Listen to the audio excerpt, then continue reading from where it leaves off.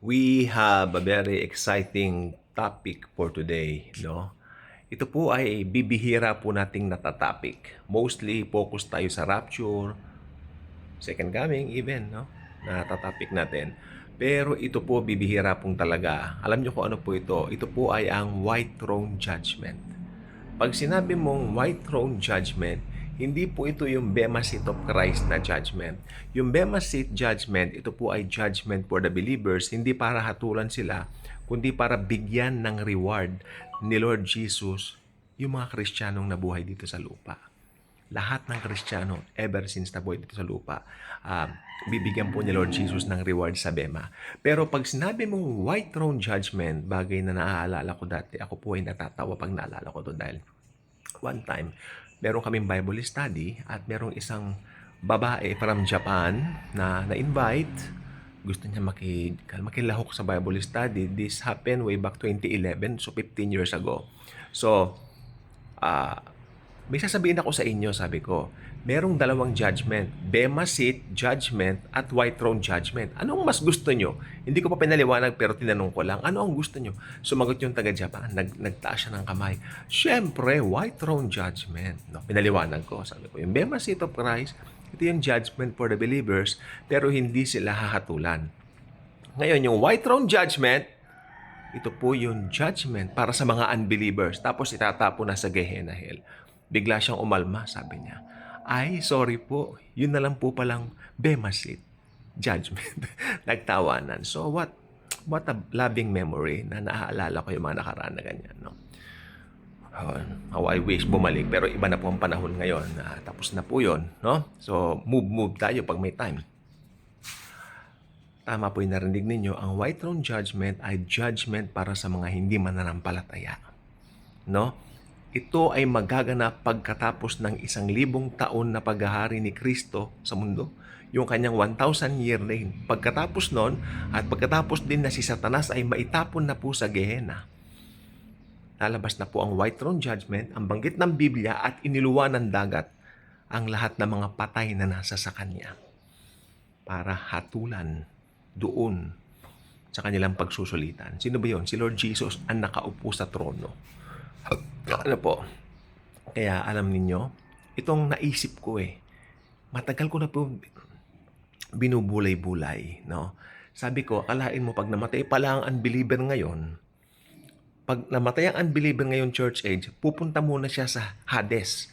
Ito po ay temporary detention lamang ng mga unbelievers sapagkat pag natapos na po yung resurrection of the unbelievers, pagkatapos ng 1,000 years, pagkatapos si Satanas ay itinapon na sa Gehenna, bubuhayin muli lahat ng mga unbelievers, bibigyan ng laman, lahat, tangible na laman, na katawan na pwedeng mahawakan, ma-feel, you know what, ganon.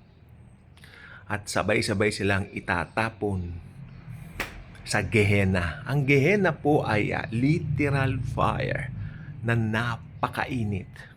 At ang buena mano nga po doon, kung nasusundan yung pag-aaral natin, ay si Antikristo at si false prophet. Okay? False prophet ka na. Yung mga false pastors ngayon, false prophet. Which is true. Di ba? Kaya maingat na po tayo ngayon, no? Sa mga ganyan-ganyan. Ba't ba tayo napunta roon? Okay. Ang false prophet at ang Antichrist ang mga unang buena mano doon sa Gehenna, wherein hindi namamatay ang apoy, wherein nandoon. No? Kaya akalain nyo, napakalaki ng consequence pag nireject mo si Jesus. For God so loved the world that He gave His only begotten Son, that whosoever believeth on Him will not perish but will have everlasting life.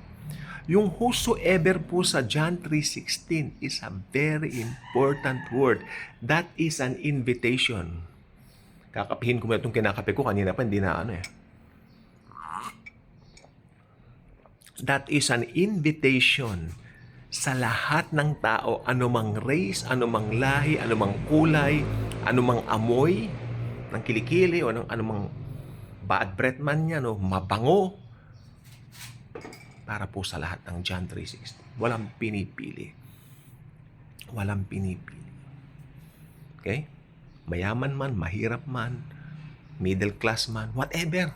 Dito sa mundong to, mahilig tayong magtag, mahilig tayong mag-rate ng mga tao. Ay, social yan, ito semi lang. Ayoko nang ganun. Pantay-pantay po tayo. Pantay-pantay tayo eh. Kasi pag hindi pantay-pantay, patay. Magkakaroon ng discrimination. Oh. Pero ang Diyos, sa pamamagitan ni Kristo, nagsasabi, whosoever believeth in Him, kay Jesus Christ, will have eternal life. Hindi namimili. Mga tao lang ng mundong ito ang mapili. Okay? At napakalinaw ng binabanggit ng banal na aklat. Sabi ng aklat na ito, lahat inaanyayahan. Hindi sinungaling ang aklat na ito. Ang aklat na ito ang katibayan na lahat ng sasampalataya sa anak ng Diyos ay magkakaroon ng buhay na walang hanggan. At, mind you, hindi na mawawala kailan paman ang salvation. Salvation is given to the person, imputed in the person once and for all. Dahil ang righteousness na yan na ibinihis sa atin, it's not our own, but it's from Jesus, God the Son, Diyos na nagkatawang tao, pang maligtas tayo sa lahat ng ating kadelubyuhan sa buhay, lahat ng mga kasalanan natin. Mind you also, people, yes, dito sa mundong ito, pag nireject mo ang Panginoon, ang laki ng konsekwensya mo. Kaya kung hindi mo pa kilala ang Lord Jesus, I am inviting you na sumabay ka sa akin sa prayer na ito. Nang sa ganon, makatitiyak ka, makakasama ka sa rapture, at hindi lang po yon, hindi ka nadadapo pa sa white throne judgment. Magdasal tayo. Lord Jesus, I know that you are the Savior of the world. I know that I am a sinner. At ikaw lang po ang tagapagligtas ng mundo. Lord Jesus, I believe na matay po kayo sa krus para bayaran ang lahat ng kasalanan ko, past, present, and future. Lord Jesus, I believe now that I am born again. Alam ko, Panginoon, ikaw na mag-ahari sa buhay ko, magpakailanman. Friends, I believe if you pray that simple prayer, you got born again. Start reading your Bible. Start spreading Jesus. Ito po yung panahon na wala ng patumpik-tumpik. Ito na po yung peak ng church age. Kaya ikaw na nakarinig ng gospel at tumanggap sa Lord Jesus bilang Panginoon at sariling tagapagligtas ng buhay, alam mo, huwag ka na magsayang ng oras, ipahayag mo na ang Ebanghelyo. The gospel of grace na si Jesus lang ang daan. Mind you, bigyang daan mo ito. Bigyang diin mo ito rather.